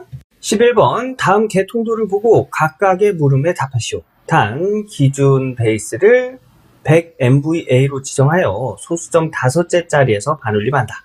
개통도를 보면 이렇게 되어 있고요. 여기가 전원축이죠. 전원축, 그리고 여기가 TR 변압기가 되겠습니다. 여기는 선로가 되겠고요. 자, 가로 1번을 보면 전원축 퍼센트 임피던스, 퍼센트 저항, 퍼센트 리액턴스를 계산하여 구하시오. 이 전원축.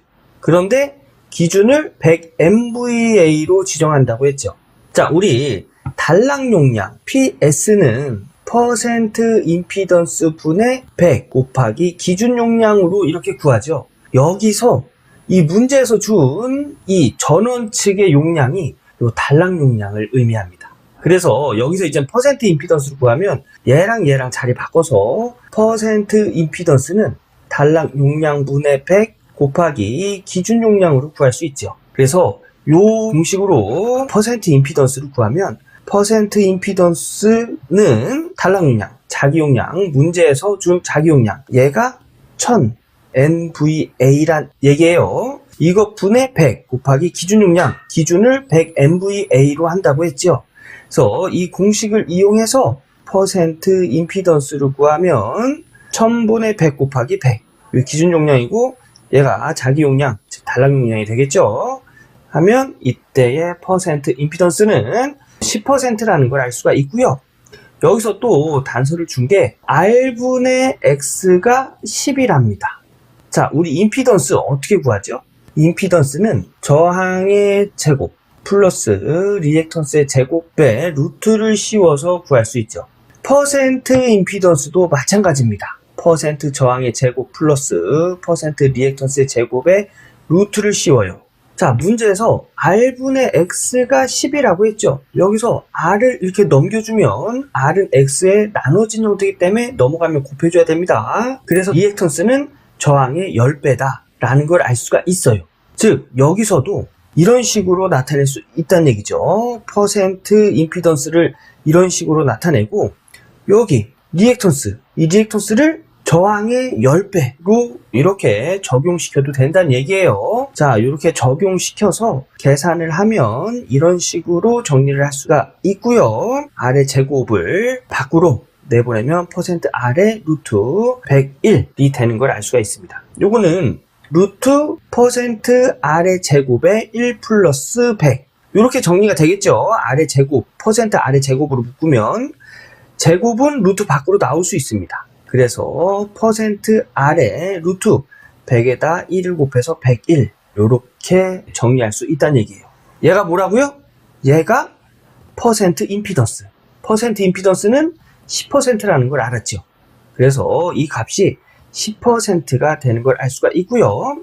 여기서 퍼센트 저항을 구하면 루트 101을 넘겨줘서 나눠주면 퍼센트 저항을 알 수가 있는 거예요. 퍼센트 저항이 0.9950%라는 걸 계산하면 알 수가 있고요. 요 저항값을 여기다 적용을 하는 거예요. 그래서 퍼센트 리액턴스는 퍼센트 저항의 10배지요. 우리 퍼센트 저항 0.99504라는 걸 계산값으로 알아냈습니다. 그래서 여기다가 10을 곱해주면 이때 퍼센트 리액턴스는 9.9504라는 걸 알 수가 있고요. 문제에서 소수점 5째짜리에서 반올림 하라고 했어요. 그죠? 그래서 소수점 5째짜리에서 반올림해서 넷째짜리까지 이렇게 구해준 거예요. 넷째짜리까지. 그래서 가로 1번은 퍼센트 임피던스는 10%, 퍼센트 저항은 0.9950%, 퍼센트 리액턴스는 9.9504%가 되는 걸 알 수가 있습니다. 여기 참고해 보시면 이렇게 공식이 이렇게 해서 나왔다는 거 알 수가 있으실 겁니다. 자, 요 문제 스스로 한번 풀어보시고 다음 문제 넘어가도록 하겠습니다. 가로 2번 케이블 임피던스, 퍼센트 임피던스, 퍼센트 저항, 퍼센트 리액턴스를 계산하여 구하시오. 자, 우선 케이블 임피던스부터 확인해 볼까요? 케이블은 이 부분이죠. 여기 CNCV 케이블을 사용하고 100mm 제곱, 100스케 아래에 CNCV를 사용한다는 얘기죠.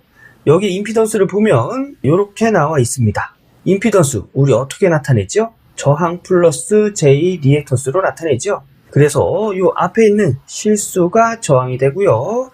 뒤에 있는 허수 부분이 리액턴스가 되겠습니다. 요거는 1km당의 임피던스를 의미하는 거예요. 그래서 총 임피던스를 구할 때는 여기다가 이 총 선로의 길이가 3km이기 때문에 여기다가 3을 이렇게 곱해줘야 전체 임피던스를 알 수가 있는 겁니다. 자, 우선 문제에서 물어보는 게 퍼센트 임피던스, 퍼센트 저항, 퍼센트 리액턴스죠. 우선 우리 퍼센트 임피던스 구하는 공식 10V의 제곱분의 PZ. 여기서 이 P는 킬로볼트 암페어를 의미하고요. 여기서 V는 킬로볼트를 의미하죠. 그래서 이 공식을 가지고 퍼센트 저항도 구할 수가 있습니다. 이거가 똑같이 10V 제곱분의 P 곱하기 퍼센트 저항이기 때문에 여기다가 저항값을 곱해주면 돼요. 이러면 퍼센트 저항값 구할 수 있는 거예요. 그러면 이 공식으로 해서 문제를 풀어보도록 하겠습니다. 자, 그래서 여기 교재를 보시면 퍼센트 저항 10V 제곱분의 P 곱하기 저항 이렇게 되어 있죠. 다시 한번 말씀드리지만 요 P는 단위가 킬로볼트 암페어고 요 V는 킬로볼트라는 거 꼭 암기해 두셔야 됩니다. 용량 100MVA 기준으로 한다고 했죠. 100MVA를 킬로볼트 암페어 단위로 바꿔주면 100 곱하기 10의 3승 킬로볼트 암페어가 되겠죠. 그래서 100 곱하기 10의 3승 개통도에서의 임피던스, 케이블의 임피던스가 0.234 플러스 J 0.162라고 했죠. 여기서 얘가 저항이라고 했어요. 그죠? 그래서 저항값 넣어주고 얘는 옴/킬로미터라고 했죠. 그래서 케이블의 전체 저항값은 여기다가 길이 킬로미터를 곱해야 전체 저항값, 전체 리액턴스 값을 알 수가 있는 거예요. 그래서 케이블의 길이 3km. 그래서 3을 곱해주고요. 나누기 10 곱하기 전압은 몇 볼트일까요? 여기 개통도에서 보시면 변압기 1차 측이 22,900kV, 2차 측이 380V라고 되어 있죠. 이 케이블은 어떤 전압에 있는 거죠? 2.9kV, 22,900V에 있는 케이블이 되겠죠. 그래서 전압을 22.9kV 얘를 적용해 줘야 되는 겁니다. 그래서 전압을 22.9에 제곱하면 이때의 퍼센트 저항은 13.3865%라는 걸 알 수가 있고요. 리액턴스도 똑같은 방식으로 퍼센트 리액턴스는 10V의 제곱분의 용량 곱하기 리액턴스 이런 식으로 구할 수 있는 거죠. 용량 100 곱하기 10의 3승 kVA 킬로볼트 암페어 적용해 주고요. 리액턴스는 요 뒤에 허수값이 리액턴스라고 했죠. 그래서 0.162 곱하기 3km 그리고 10 곱하기 전압의 제곱 전압도 킬로볼트라고 했어요. 하면은 퍼센트 리액턴스는 9.2676%라는 걸 알 수가 있고요. 퍼센트 임피던스는 퍼센트 저항의 제곱 플러스 퍼센트 리액턴스의 제곱에 루트를 씌워줘서 구한다고 했죠. 그래서 퍼센트 저항 넣고 퍼센트 리액턴스 적용해서 계산하면 이때의 퍼센트 임피던스는 16.2815%라는 걸 알 수가 있습니다. 그래서 정답은 이렇게 적어주시면 정답이 되겠습니다. 여기서 중요한 공식, 퍼센트 임피던스 이렇게 구하고 퍼센트 저항 이렇게 구하고 퍼센트 리액턴스 이렇게 구한다는 거. 여기서 중요한 건 요 용량은 킬로볼트 암페어 단위고 여기 볼트는 킬로볼트 단위라는 거. 요거 굉장히 중요한 내용이니까 요거 암기하시고 직접 한번 숫자를 적용해서 풀어보신 다음에 다음 문제 가겠습니다. 자, 가로 3번 변압기 퍼센트 임피던스, 퍼센트 저항, 퍼센트 리액턴스를 계산하고 기준 베이스로 환산한 퍼센트 임피던스를 계산하여 구하시오. 우선 변압기의 퍼센트 임피던스, 퍼센트 저항, 퍼센트 리액턴스부터 구해볼까요? 변압기, 여기가 되겠죠? 여기서의 퍼센트 임피던스는 7%입니다. 그리고 여기 저항과 리액턴스의 비가 8이라네요. 그러면 좀 전에 여기서 계산했던 거와 같은 방식으로 계산하면 리액턴스는 R 넘어가서 저항의 8배다 라는 걸 알 수가 있는 거죠. 그래서 여기 퍼센트 임피던스는 루트 퍼센트 저항의 제곱 플러스 퍼센트 리액턴스의 제곱, 얘를 루트 퍼센트 저항의 제곱 플러스 리액턴스가 저항의 8배죠. 그래서 8 곱하기 퍼센트 저항의 제곱, 이렇게 식을 넣고 계산하면 좀 전에 여기서 계산했던 거와 같이 퍼센트 저항과 퍼센트 리액턴스를 구할 수 있겠죠. 그래서 퍼센트 임피던스를 이렇게 두고 여기 리액턴스를 저항의 8배로 두면 식은 이런 식으로 정리가 됩니다. 그래서 요것도 마찬가지로 퍼센트 저항의 제곱으로 묶으면 우선 퍼센트 저항의 제곱 플러스 얘를 제곱해주면 88에 64 퍼센트 저항의 제곱의 루트, 이런 식으로 정리가 되겠죠. 퍼센트 저항으로 묶으면 퍼센트 저항의 제곱 1 플러스 64의 루트, 제곱은 루트 밖으로 나올 수 있기 때문에 퍼센트 저항 루트 64에다 1을 더한 65가 되겠습니다. 얘가 퍼센트 임피던스 7%란 얘기죠. 그래서 여기 루트 65를 넘겨줘서 나눠주면 퍼센트 저항은 0.8682%라는 걸 알 수가 있고요. 얘를 여기다가 이렇게 적용하면 이것의 8배 6.9459%라는 걸 알 수가 있습니다.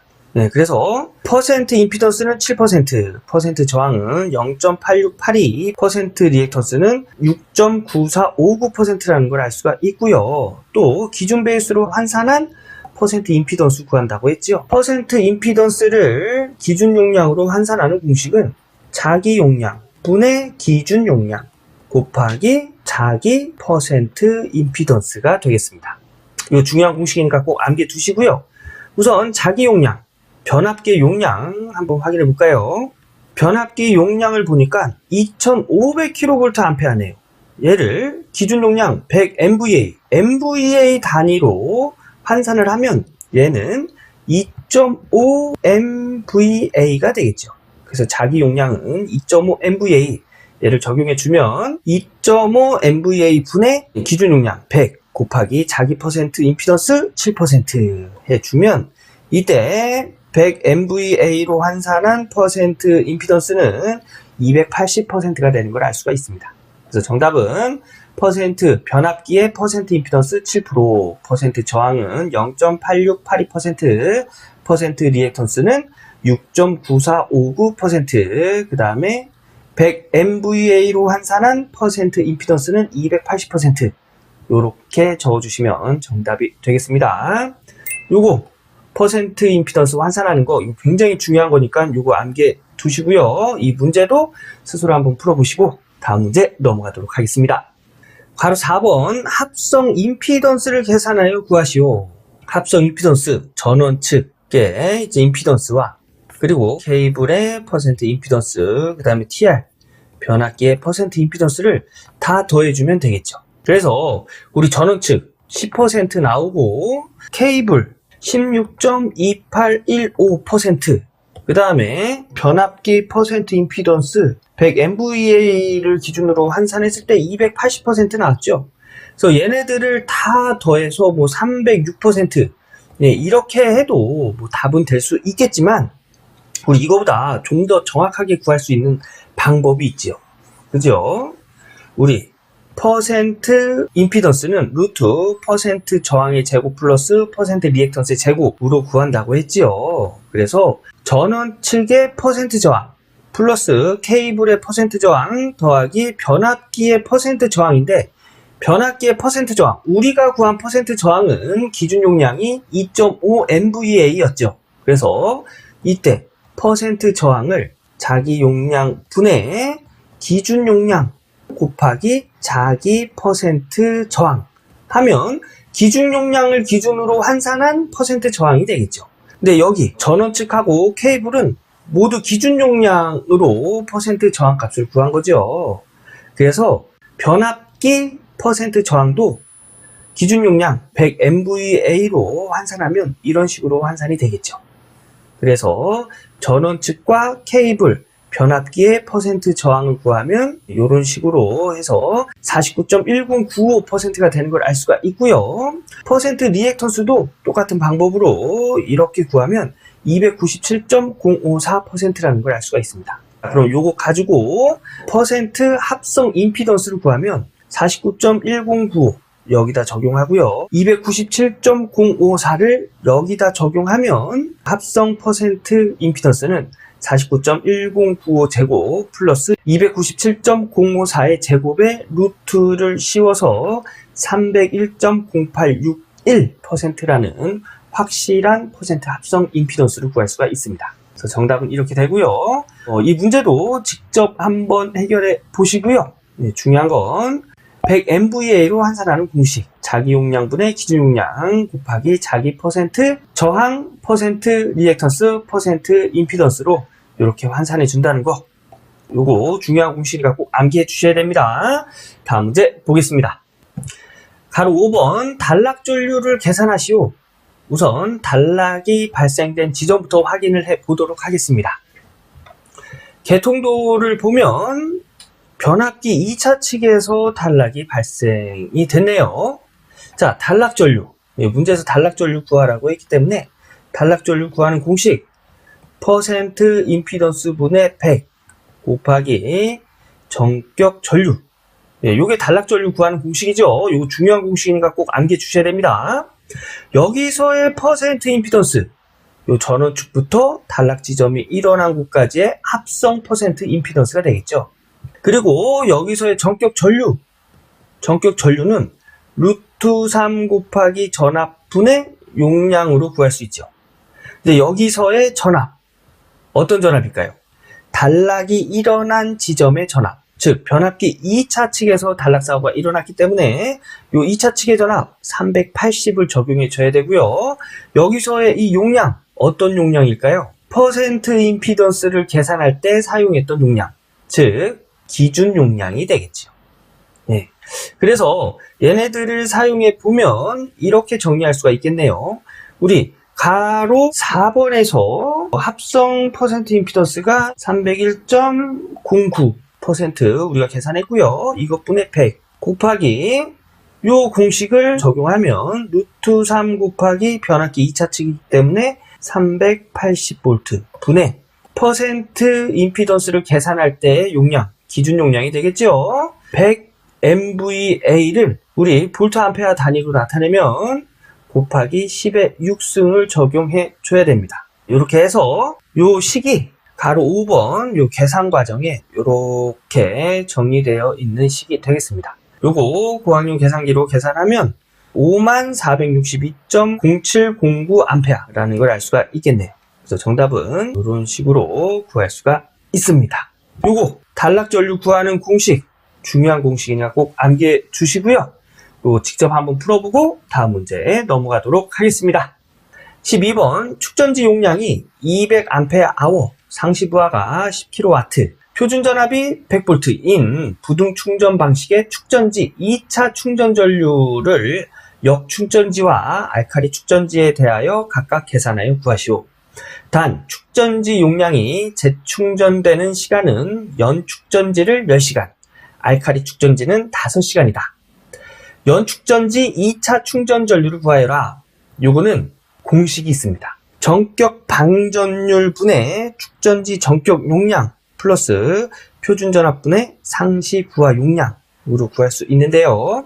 여기 보면 문제에서 전격 방전율은 주지 않았죠. 이 방전율은 어떻게 알 수 있냐면 축전지 용량이 재충전되는 시간으로 볼 수가 있습니다. 재충전되는 시간이란 의미는 뭐냐면 이 시간에 1A를 계속 사용하게 되면 이 축전지는 방전이 된다는 얘기예요. 즉 재충전 시간이 10시간이잖아요. 그러면 이 축전지를 1A로 10시간을 사용하게 되면 방전이 된다는 얘기입니다. 그래서 여기 준 전격 방전율과 재충전되는 시간이 같은 의미로 사용된다는 거, 요거 인지하셔야 됩니다. 그래서 여기다가 10시간 분의 이 충전지 용량 200Ah 플러스 그 다음에 상시 부하 용량, 여기서 10kW 줬죠. 근데 여기서는 역률을 1로 보는 거예요. 축전지기 때문에. 그래서 역률을 1로 보면 10kVA가 되겠죠. 얘를 볼트 암페어 단위로 바꾸면 10 곱하기 10의 3승 볼트 암페어가 되는 거예요. 그래서 10 곱하기 10의 3승 볼트 암페어 적용해 줬고요. 표준 전압 100V 주면 이때의 연 축전지의 2차 충전 전류는 120A라는 걸 알 수가 있고요. 알칼리 축전지 2차 충전 전류, 이것도 똑같은 방식으로 구하는데 여기서 알칼리 축전지 재충전 시간이 5시간이라고 했지요. 그래서 이때도 전격 방전율은 5시간 분의 축전지 전격 용량 200Ah, 그 다음에 표준전압 100V, 상시 부하 용량 10 곱하기 10의 3승 볼트 암페어 적용하면 이때 알칼리 축전지 2차 충전 전류는 140A라는 걸 알 수가 있습니다. 이 공식, 부등 충전 방식에서의 2차 충전 전류 구하는 공식 암기하고 있어야 되겠죠? 예, 요거 암기하시고 직접 문제 풀어보시고 다음 문제 넘어가도록 하겠습니다. 13번, 다음 도면은 삼상 유도전동기 Y델타 기동에 대한 시퀀스 도면이다. 다음 조건에 맞게 동작하도록 주어진 도면을 수정하시오.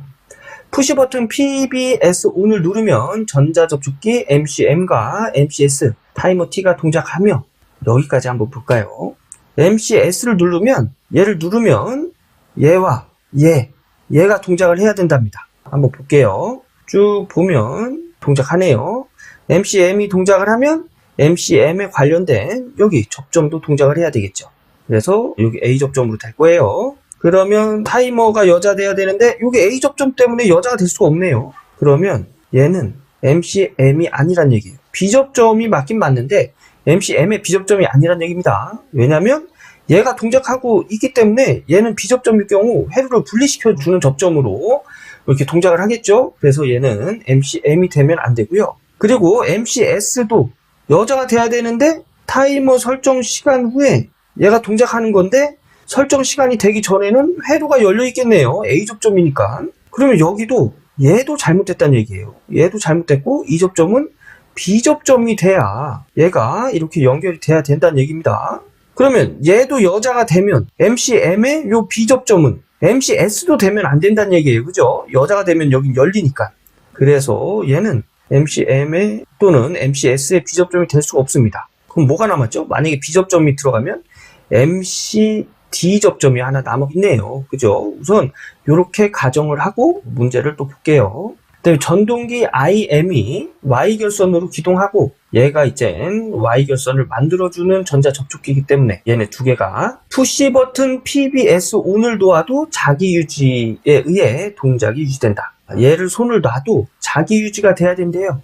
그러면 얘네들은 이제 뭐 어떤 접점이 중간에 껴있기 때문에 무슨 접점이 움직이면은 다 회로가 복귀가 되겠죠. 그죠? 그래서 이때 자기 유지 접점은 얘가 적당하겠네요. MCM.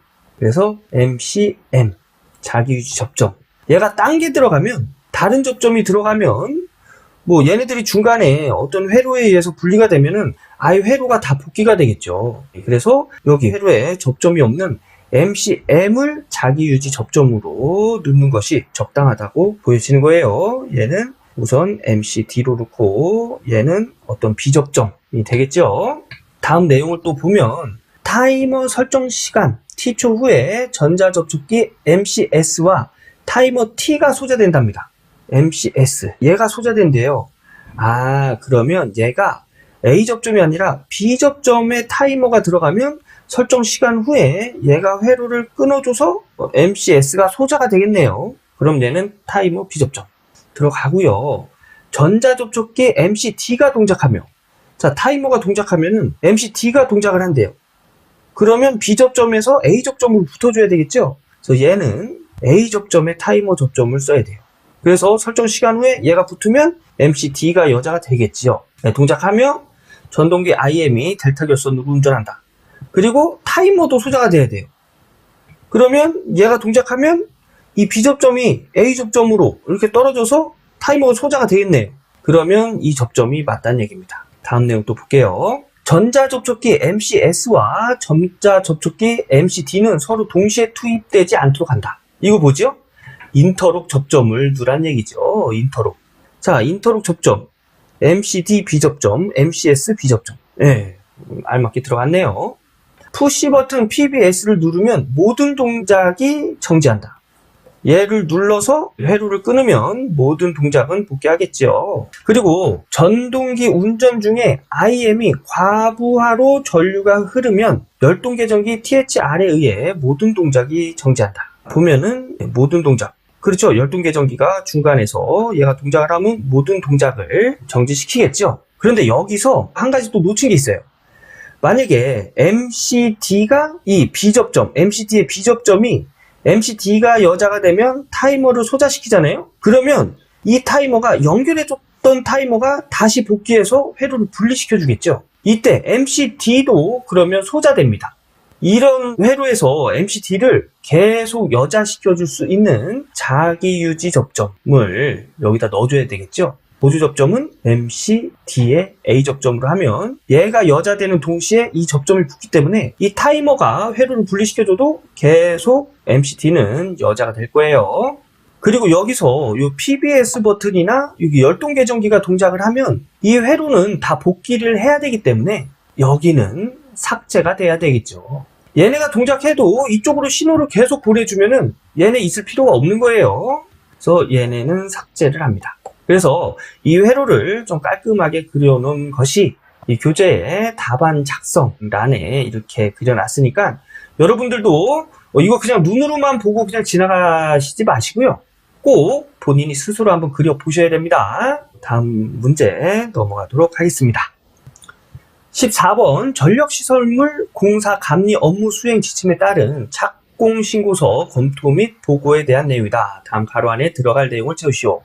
단 반드시 전력시설물 공사 감리 업무 수행 지침에 표현된 문구를 활용하여 쓰시오. 암기하는 문제가 되겠죠.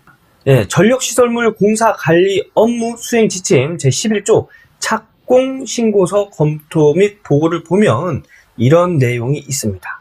여기서 문제에서 이제 물어보는 게 2번, 3번, 7번이네요. 그래서 2번, 3번, 7번. 네, 요것을 적어주시면 정답이 되겠습니다. 요거는 암기하는 문제가 되겠죠. 그래서 14번 암기하고 다음 문제 넘어가도록 하겠습니다. 15번 퓨즈 전격 사항에 대하여 전격을 나타낸 표이다. 빈칸을 채우시오. 개통 전압에 따른 퓨즈의 전격 전압, 그 전압 정해져 있습니다. 요것도 역시 암기하는 문제가 되겠습니다. 네, 그래서 가로 1번은 7.5, 가로 2번은 여기 15.5, 그 다음에 가로 3번 여기가 되겠네요. 22 또는 22.9kV의 퓨즈의 전격 전압 23, 그 다음에 가로 4번 66kV의 최대 설계 전압 72.5, 그 다음에 가로 5번 여기 있네요. 개통 전압 154kV의 퓨즈 전격의 전압은 161kV. 이거 뭐 계산하는 거 아니에요. 암기하는 문제가 되겠습니다. 그래서 퓨즈의 전격 사항에 대한 내용 요거 암기하고 다음 문제 넘어가도록 하겠습니다. 16번 현재 적용되고 있는 차단기 약호와 한글 명칭을 특고압용과 저압용으로 구분하여 세 가지만 쓰시오. 자, 지금 현재 적용되고 있는 특고압용 차단기 VCB, OCB, GCB 차단기예요. VCB는 진공 차단기, OCB는 유입 차단기, GCB는 가스 차단기가 되겠습니다. 요게 특고압용 차단기로 사용되는 차단기가 되겠고요.